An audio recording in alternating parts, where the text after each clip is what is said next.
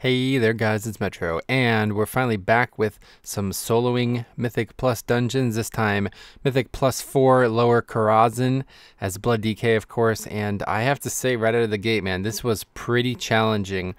The dungeon itself, minus one element, was pretty straightforward. There was almost nothing that really threw me for a loop like some of the other dungeons. Like when I did Court of Stars, I learned a few things, and my experiences with soloing bosses and trash in general has been, up and down. But in this dungeon, nothing really surprised me. I was able to go at the pace I wanted to, and you're going to see some pretty large and adventurous pulls. Despite the fact that this is sped up by 2 times, it's still a 30-minute video. So where did I run into problems? Maiden. This boss was insanely difficult, and most of it was because I was kind of overlooking one small detail that I was able to exploit. But regardless, we'll talk about that more when we get there. When we actually get to Maiden, we're going to be... we basically go there, wipe for like an hour, and then come back at the very end once I realized that I could do something different. So... yeah, in terms of the actual soloing of the dungeon, I think this is, this was pretty tough.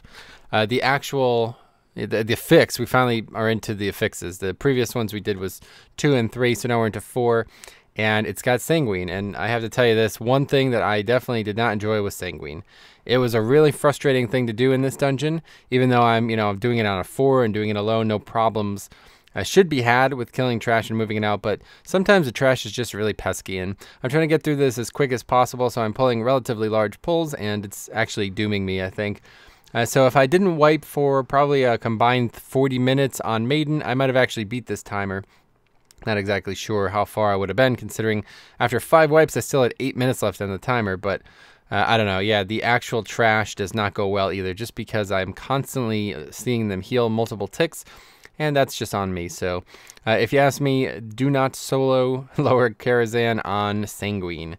Probably most dungeons would be fine since there's not this crazy high volume trash. Almost 100% of the dungeon's bulk is this high volume trash, which is a real pain for soloing, especially when you're tilted as fuck thanks to Maiden. But regardless, first boss is quite easy. Nothing to really talk about. I will talk about Maiden in depth, but... while we get there, I do want to go on, my little rants and topics like we've been doing. So first things first that I want to talk about today is, how come I've not been soloing, and kind of like where are my characters at in terms of, progression and soloing and stuff like that. So, yeah, I haven't had a lot of time, as everybody I'm sure knows by now. Yeah, my mother broke her leg, blah, blah, blah. You're probably sick of hearing it. But, it's eaten up a lot of time. So I haven't had a lot of time to play, let alone record. And I've kind of struggled to keep the channel going. It's pretty difficult to, essentially it's quite a pain, but yeah, the channel's lost a ton of its momentum. YouTube's algorithm was really helping it out for quite a while there, but then you don't make a video, basically like one video a month, and YouTube completely disregards the channel. So that goes for live streaming and YouTubing. Outside views are pretty much non-existent for now. So I got a lot of work to do. I got a lot of work to do to build the channel back up, and it's not going anywhere. I promise you that. It's been a real pleasure. I love this game, man. I really do, as everybody knows, and I love interacting with a few of you guys. Most of you guys that I'm talking about are going to be commenting on this video, and that's awesome. That's my favorite thing about YouTube. But it's really difficult getting back to where I want to be. So I do want to, kind of plug the stream kind of thing. I'm going to be streaming Friday, Saturdays, and Sundays. I'm going to try my best. I know if I want to get this back to where it needs to go, I need to start streaming as much as possible. But what I really, would appreciate if you guys are around on Friday evenings. I stream like pretty late on Friday because I work on Friday, and then come home and relax for a little bit, and then I try to get a stream in. So it's relatively late. If you're in EU, you probably wouldn't make it. I don't really have like a set time, but I've been starting around like 7 or 8 or maybe even 9 Eastern.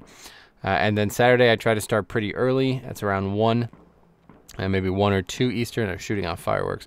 1 or 2 Eastern around that time. This last day we did a Black Temple run, and then I did some other stuff. So I usually Saturday's the long stream. I try to keep at least like 5 hours of streaming on Saturday, but ideally I should be shooting for more like 7 or 8 if possible. I don't really have anything going on, and the longer you stream, the more YouTube decides to help you out. So that's another thing I need to work on, but it's hard to stay motivated when, I only had like 16, 18, 20 people in for bulk of the stream after Black Temple especially was over. So it's difficult, but regardless, and then Sunday I've been kind of using as an auxiliary day even from, months ago, but recently unfortunately, the last 2 Sundays I've just been doing a leveling stream. I've really been enjoying that leveling challenge, but I recognize that that's not really one of the, you know, that not a lot of people are going to like click on that and come in and check that out. So anyway, that's it. So if you guys are available for that, I would very much appreciate to see you there.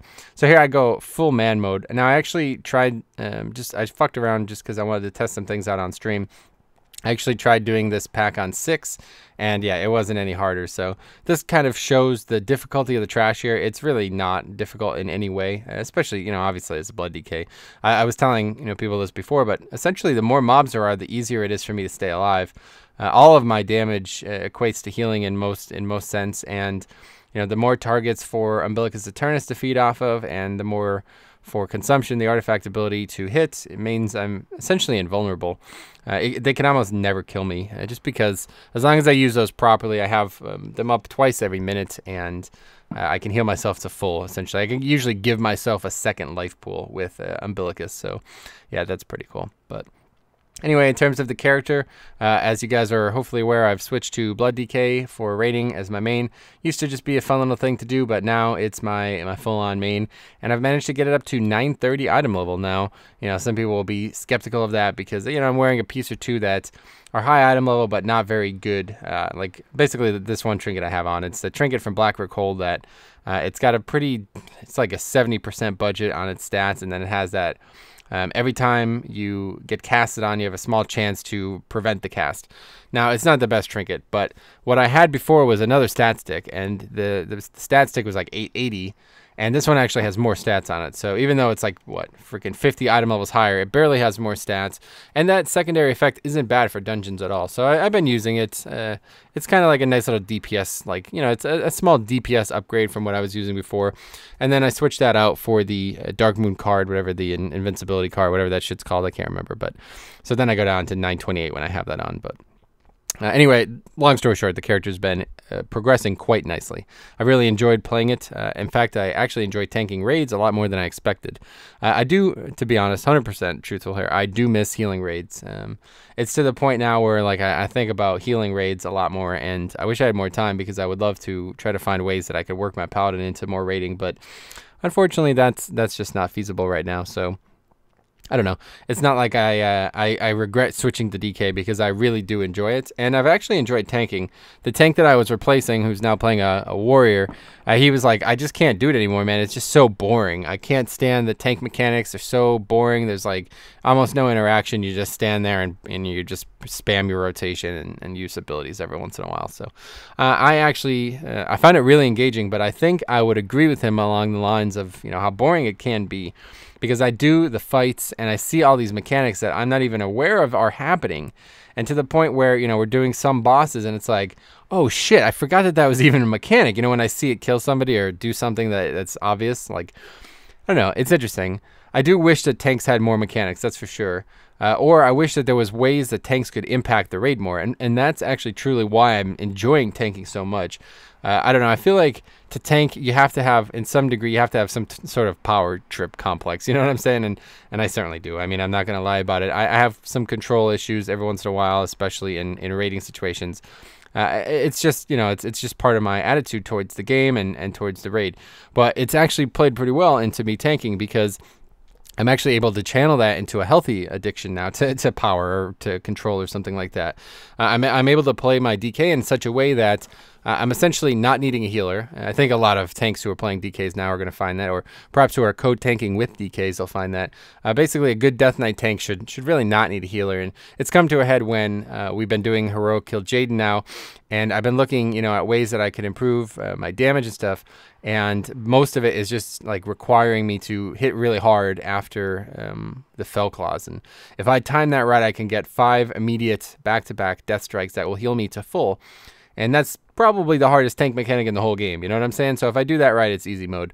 Now, I left this on 1-time speed because I want to talk about this fight, all right? We'll go back to the random stuff after this, but yes. So the encounter throws me for a loop for basically one main reason. Now, we talked about this on stream, and I thought about it since the prior day.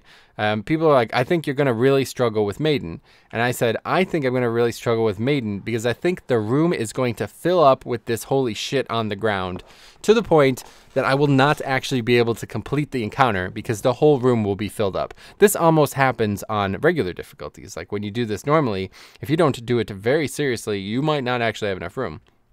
So my initial approach, this was like my third pull on the boss. You see I'm still doing this. My initial approach was to stack them all up because the actual dot does almost nothing early on in the fight especially. And just conserve as much space as possible, assuming this was going to be a very long fight.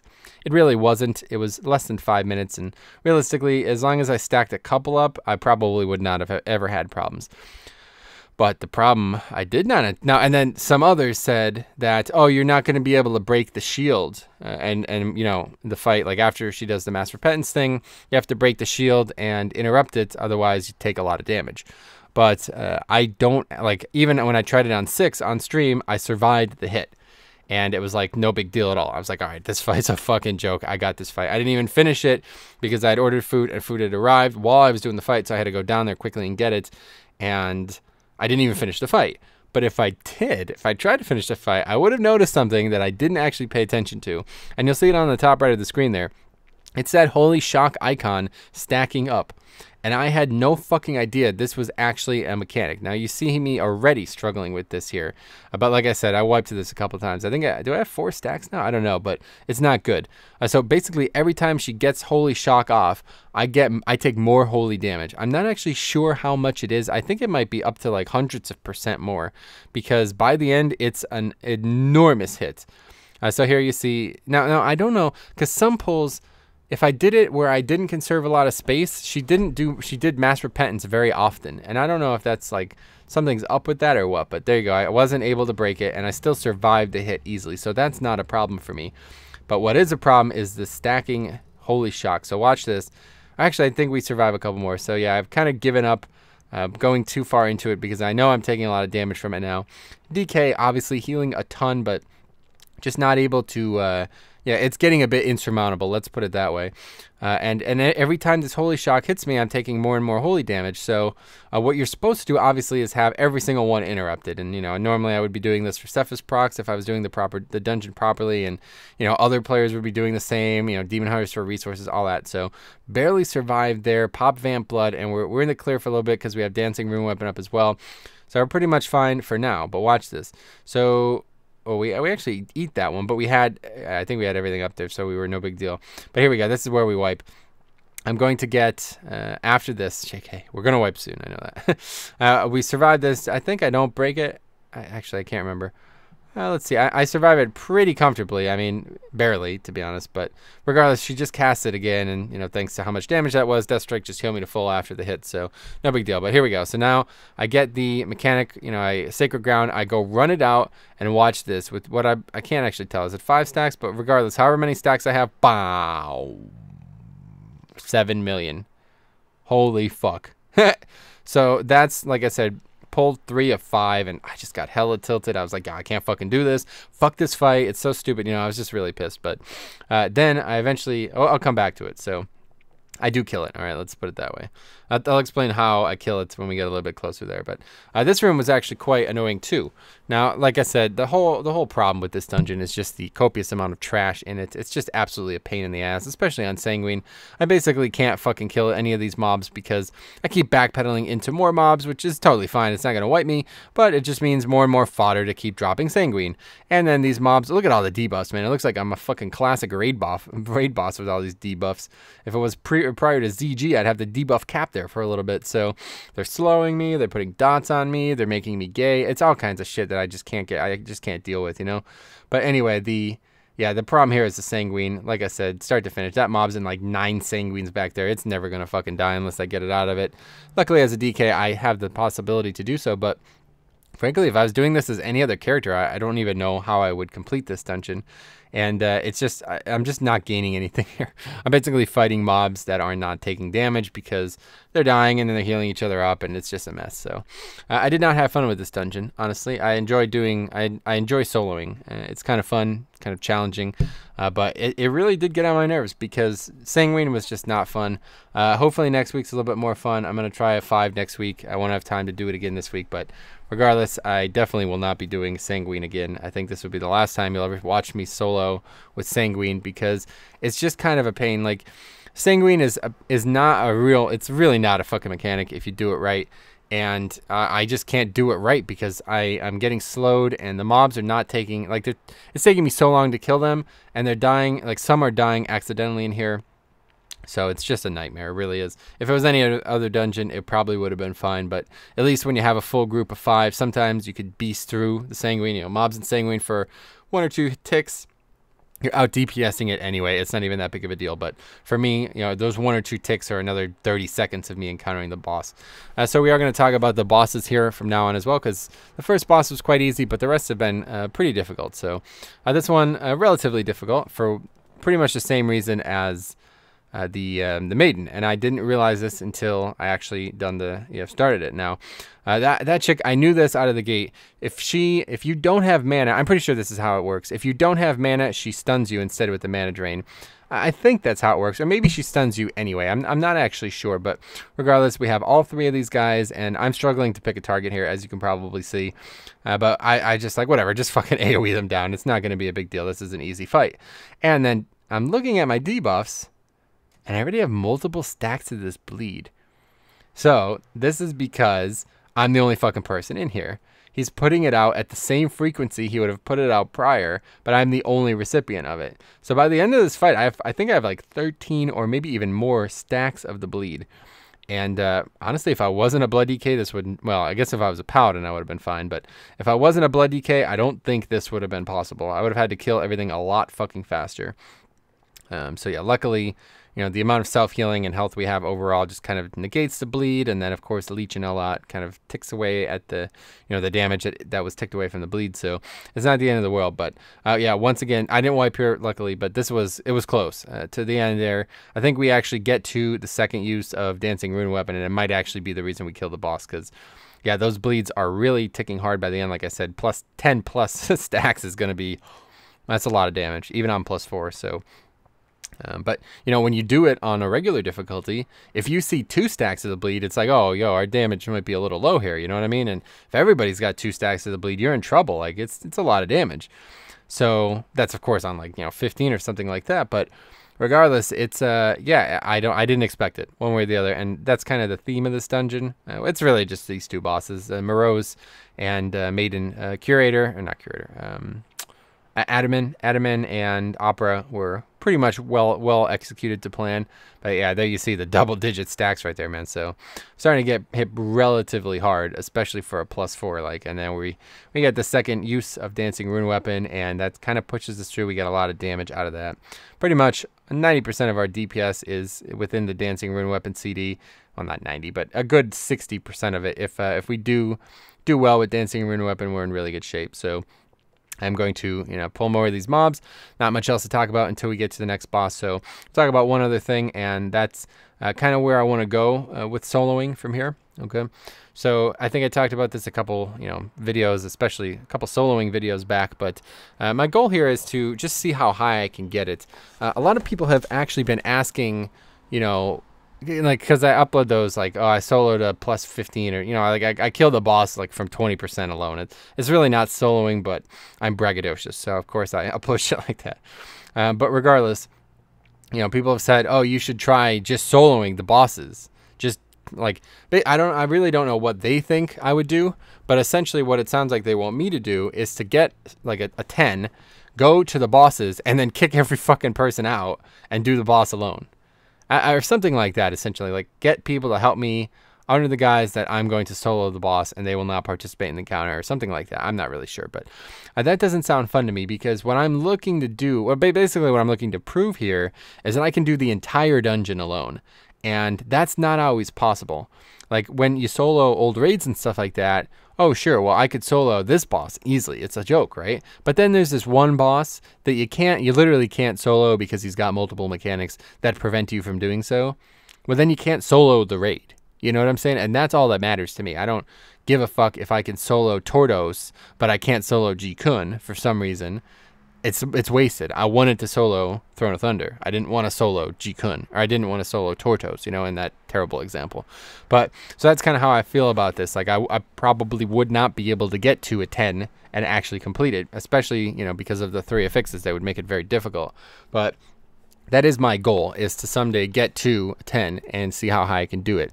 But I realize there is going to be a ceiling on this. It's very likely fast approaching as well, based on just the struggles I actually had in this dungeon. I'm probably going to run into dungeons that I simply cannot complete on, you know, anything like 6 or higher. And at that point, you know, I will try to continue soloing dungeons that I think I can complete. But it's slowly becoming obvious that there's probably going to be quite a lot of dungeons that I literally cannot solo. Like I was already thinking about Cathedral and a couple different dungeons where the bosses just require a little bit too much. Like Cathedral's 3rd and 4th boss, I just don't think I would ever be able to do, even on +2. I just think it really would be next to impossible. Look at that. Barely survived there. I was basically running away because I knew I would have my CDs up in a second or two. And if I stayed, I was probably dead. So I actually avoided a wipe there at the last. I mean, I had looked like 1 or 2% health. That was pretty lucky. So regardless, yeah, I could see like 6 or 7, 7 especially, because that's when you get in the next debuff, or, you know, whatever, the next affix. So I could easily see that kind of being my skill ceiling, or, you know, my gear ceiling, perhaps more realistically, even though I'm quite well geared. The dungeons have become a lot harder in 7.2.5. I think it was when they did that. I don't know. So many patches. It's hard to keep them all straight. Now, this is probably the dumbest fucking thing I've ever done. You're going to watch me attack a mob that heals to full like 4 fucking times. That was just not smart. I don't know. I was tilted. I'm not going to lie to you guys. I was definitely frustrated just because of Sanguine and, of course, Maiden. Spending so much time on Maiden, it was just really frustrating. I was actually like, when I finished the trash ass after Opera, I was like, yo, I'm beating this time. This is easy mode. I'm fucking rocking this shit.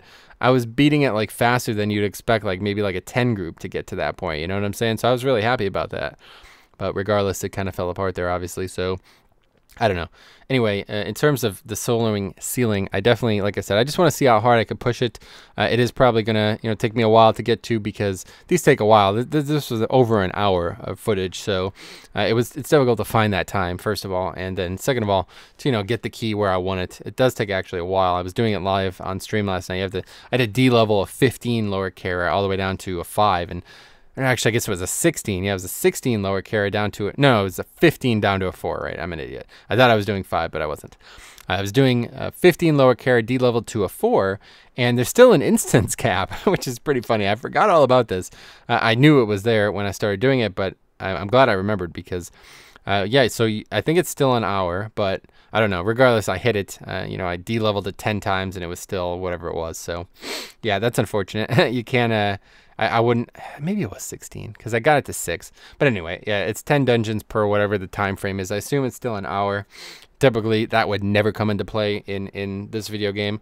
Really, the only time it's ever came into play for me was like in Classic, where I would be farming Dharmal East, or perhaps, you know, later on in expansions where I'd be boosting my alts, like with like RAF or something like that through dungeons, and we'd be doing them so fast that even when you were queuing for them, you would still get this before they changed it to 10 an hour. Or actually, I think this was still happening. I remember Syiler was having this problem when he was leveling. They was doing that BRD crazy skip trash thingy where all the mobs would come and they would just quickly AoE it down and then leave and then keep queuing for it over and over again. I don't know.